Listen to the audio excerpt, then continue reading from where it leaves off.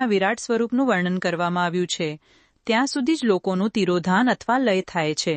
એથી નીચે કર્મોનો ભોગ છે અને એનાથી ઉપર જ્ઞાનનો ભોગ છે. એની નીચે કર્મ માયા છે અને એની ઉપર જ્ઞાન માયા છે. હવે હું કર્મ માયા અને જ્ઞાન માયાનું તાત્પર્ય બનાવી રહ્યો છું. માનો અર્થ છે લક્ષ્મી. એનાથી કર્મ ભોગ યાન પ્રાપ્ત થાય છે, તેથી એને માયા અથવા કર્મ માયા કહેવાય છે. આ રીતે મા અર્થાત લક્ષ્મીથી જ્ઞાનભોગ જ્ઞાન અર્થાત પ્રાપ્ત થાય છે, તેથી એને માયા અથવા જ્ઞાન માયા કહેવાય છે. ઉપરયુક્ત સીમાથી નીચે નશ્વર ભોગ છે અને ઉપર નિત્ય ભોગ છે. એનાથી પણ નીચે જ તિરોધાન અથવા લય છે, ઉપર નહીં. ત્યાંથી પણ નીચે જ કર્મમય પાશો દ્વારા બંધન થાય છે. ઉપર બંધનનો સદા અભાવ છે. એનાથી નીચે જ જીવ સકામ કર્મોનું અનુસરણ કરતા કરતા વિભિન્ન લોકો અને યોનિઓમાં ફર્યા કરે છે, ચક્રની જેમ. એનાથી ઉપરના લોકોમાં નિષ્કામ કર્મનો જ ભોગ બતાવાયો છે. બિંદુ પૂજામાં તત્પર રહેનાર ઉપાસક ત્યાંથી નીચેના લોકોમાં જ ચક્કર માર્યા કરે છે. એનાથી પણ ઉપર તો નિષ્કામ ભાવથી શિવલિંગની પૂજા કરનાર ઉપાસકો જાય છે. જેઓ એકમાત્ર શિવની જ ઉપાસનામાં તત્પર છે તે એનાથી પણ ઉપરના લોકોમાં જાય છે. ત્યાંથી નીચે જીવકોટી છે, ઉપર ઈશ્વર કોટી છે. નીચે સંસારી જીવ રહે છે ને ઉપર મુક્ત પુરુષો રહે છે.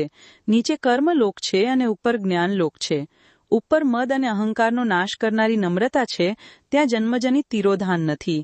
એનું નિવારણ કર્યા વગર ત્યાં કોઈનો પ્રવેશ સંભવતો નથી. આ રીતે તિરોધાન નિવારણ થતાં ત્યાં જ્ઞાન શબ્દનો અર્થ જ પ્રકાશિત થાય છે. આધ્યાભૌતિક પૂજા કરનાર લોકો એથી પણ નીચેના લોકોના ચક્કર કાપે છે.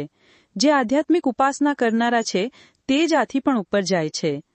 જે સત્ય અહિંસા વગેરે ધર્મોથી યુક્ત થઈને ભગવાન શિવના પૂજનમાં તત્પર રહે છે તે કાળચક્રને પાર કરી જાય છે.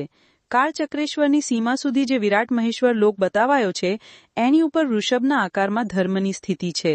તે બ્રહ્મચર્યનું મૂર્તિમાન રૂપ છે. એના 4 પાદ છે: સત્ય, શૌચ, અહિંસા અને દયા. તે સાક્ષાત શિવલોકના દ્વાર પર ઊભો છે. ક્ષમા એના શિંગડા છે. શમ એના કાન છે. તે વેદ ધ્વનિરૂપ શબ્દથી વિભૂષિત છે. આસ્તિકતા એના 2 નેત્રો છે. વિશ્વાસ જ એની શ્રેષ્ઠ બુદ્ધિ અને મન છે. ક્રિયા વગેરે ધર્મરૂપી જ વૃષભ છે. તે આદિકારણમાં સ્થિત છે એવું જાણવું જોઈએ. એ ક્રિયારૂપ વૃષભાકાર ધર્મ ઉપર કાલાતીત શિવ આરૂઢ હોય છે. બ્રહ્મા, વિષ્ણુ ને મહેશ્વરની જે પોતાની આયુષ્ય મર્યાદા હોય છે એને જ દિવસ કહે છે. જ્યાં ધર્મરૂપી વૃષભની સ્થિતિ છે એથી ઉપર નથી તો દિવસ કે નથી તો રાત. ત્યાં જન્મ મરણ વગેરે પણ નથી. ત્યાં ફરીથી કારણ સ્વરૂપ બ્રહ્માના કારણ સત્યલોક પર્યા